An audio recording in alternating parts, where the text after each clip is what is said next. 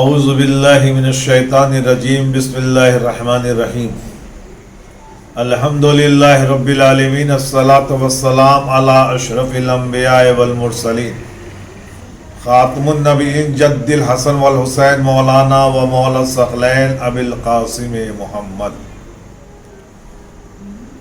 اما بعد فقد قال اللہ تعالی فی کتابہ المجید و فرقانہ الحمید بسم اللہ الرحمن الرحیم قل لا اسألکم علیہ اجرا الا المودۃ فی القربى۔ ناظرین، آج میں حاضر ہوا ہوں اس حادثات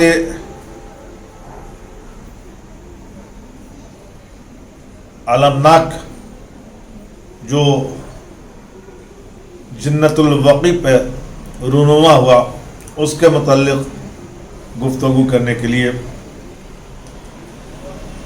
جنت البقیع مدینے میں وہ خاکی آسمان ہے جہاں عصمت و طہارت کے چاند جگمگا رہے ہیں، وہ قبرستان جس پر سلسلہ امامت کے 4 چراغ روشن ہیں، وہ سرزمین جس پر آل رسول، ازواج رسول اور اصحاب رسول آرام فرما رہے ہیں، وہ شعائر اللہ جس کی زیارت سے خدا کی یاد تازہ ہوتی ہے، وہ قبرستان جس نے قدم رسول کے بوسے دیے۔ روایت میں ہے کہ ہر شب جمعہ پیغمبر اسلام وہاں جایا کرتے تھے اور وہاں آرام کر رہے مومنین کے لیے دعائے مغفرت کیا کرتے تھے۔ جنت البقیع میں سب سے پہلے جو دفن ہوئے، تاریخ نے ان کا نام عثمان بن مظعون لکھا ہے۔ 3 ہجری کو یہ صحابی رسول خود دست رسول سے قبرستان بقیع میں دفن کیا گیا۔ پھر کچھ دنوں کے بعد رسول نے اپنے فرزند ابراہیم کو اسی مقام پر سپرد خاک کیا۔ عزیزان گرامی، بقیع جو اب بہت ہی وسیع ہو چکا ہے، اس کی توسیع ہو چکی ہے۔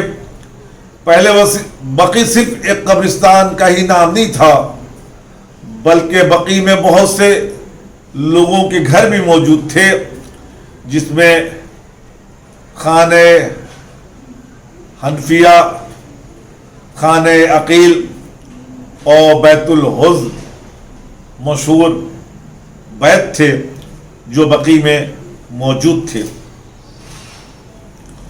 اور ائمہ معصومین امام حسن علیہ السلام، امام سجاد علیہ السلام، امام محمد باقر علیہ السلام و امام جعفر صادق علیہ السلام اسی خانہ عقیل میں دفن کیے گئے۔ اس قبرستان میں ایک قول کے مطابق لخت پیغمبر، مصداق کوثر، زوجہ حیدر، حسنین کی مادر فاطمہ زہرا سلام اللہ علیہا بھی دفن ہیں۔ عباس عموِ پیغمبر، عاتقہ اور صفیہ رسول اللہ کی پھوپھیاں، ازواج رسول سوائے بی بی خدیجہ اور میمونہ کے، ساری ازواج رسول اسی جگہ دفن ہیں۔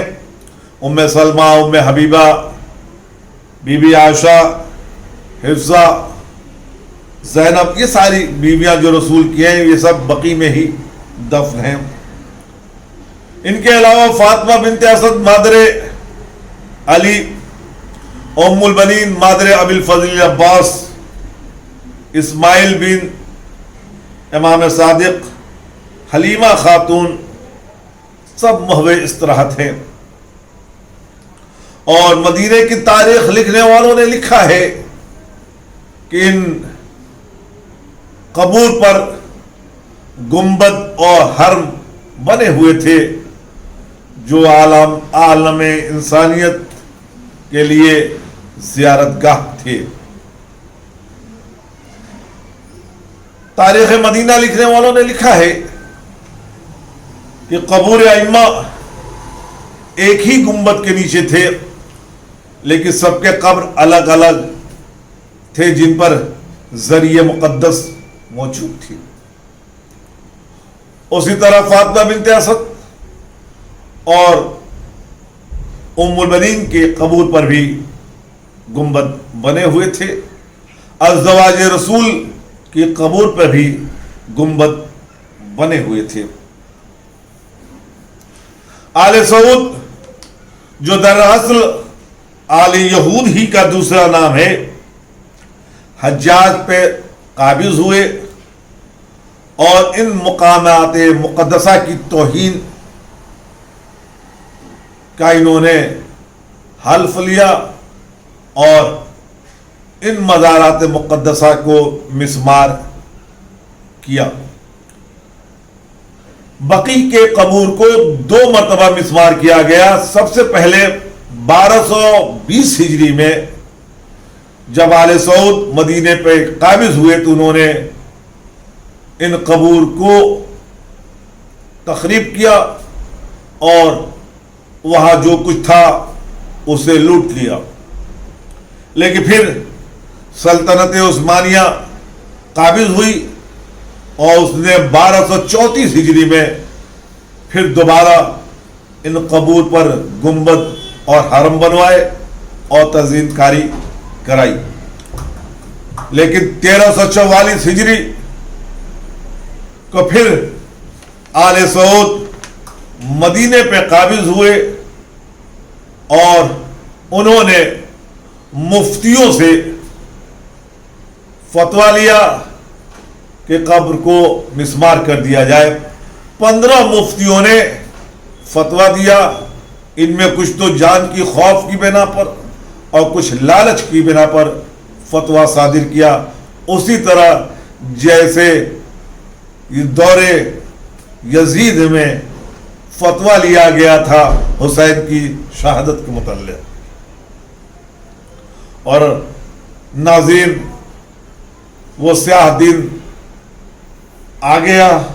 8 शव्वाल 1344 हिजरी बमुताबिक 21 अप्रैल 1925 ईस्वी तारीख़ इस्लाम का तारीख दिन बाद करबला, जिस दिन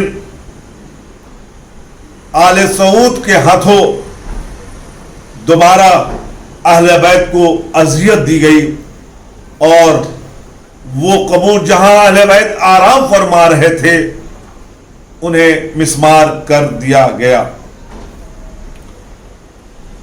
नाज़रीन, कब्र को तोड़ना दरअसल सुन्नते हिंदा है जिसे इन मलूनों ने अंजाम दिया। मैं एक तारीख आपके हवाले करना चाहता हूं कि पैगंबर इस्लाम मक्के से लौट रहे थे। मदीने की तरफ रास्ते में मुकाम अबवा से गुजर हुआ।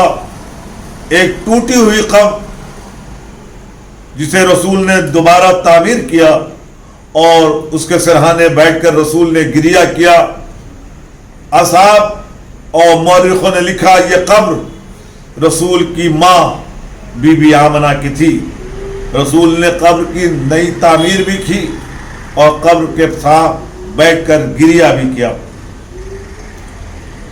उधर एक मरतबा हिंदा चली नबी से जंग करने के लिए मुकाम अबवा से गुजर हुआ। पूछा ये किसकी कब्र है? लोगों ने बताया मोहम्मद की मां की। बेलचा लिया और दौड़ पड़ी।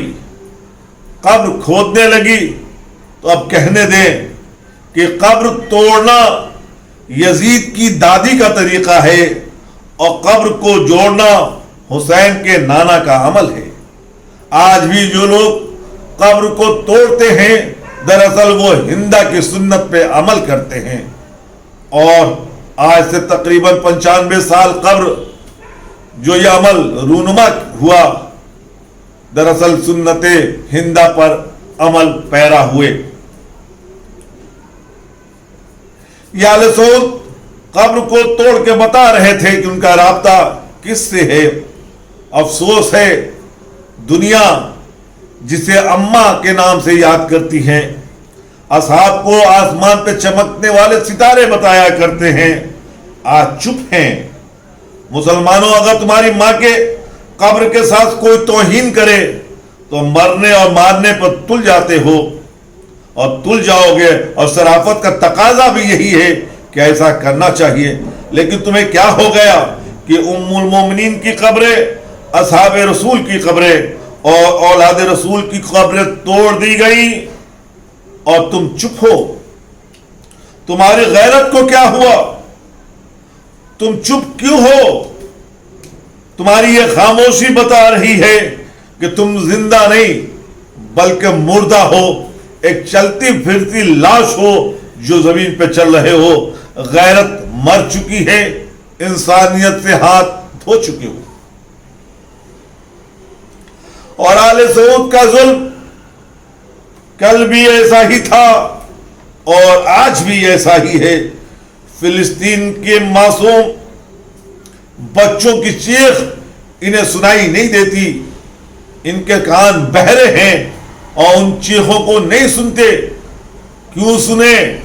اس لیے کہ ان کے آباء و اجداد کربلا میں موجود تھے اور سکینہ کی چیخ ان پر کوئی اثر انداز نہ ہو سکی۔ سکینہ تماچے کھاتی رہی اور فریاد کرتی رہی، نانا دادا تیری امت میرے ساتھ کیا کر رہی ہے، اور یہ چپ تھے۔ آج وہی دور ہے کہ آل رسول کی قبروں کو توڑنے والے اسرائیل بیت المقدس کو مسمار کرنا چاہ رہا ہے، چپ ہیں۔ شاید اسی لیے چپ ہوئے کہ کہیں ایسا نہ ہو کہ اسرائیل ان سے پوچھ دے کہ ہم توڑنے آئے ہیں تو ہمارے مقابلے کو آ رہے ہو، تم نے بھی تو 95 سال پہلے یہی کیا تھا کہ آثار اسلام کو مٹا دیا تھا، آثار مقدسات کی توہین کی تھی، تو تمہیں کیا حق ہے؟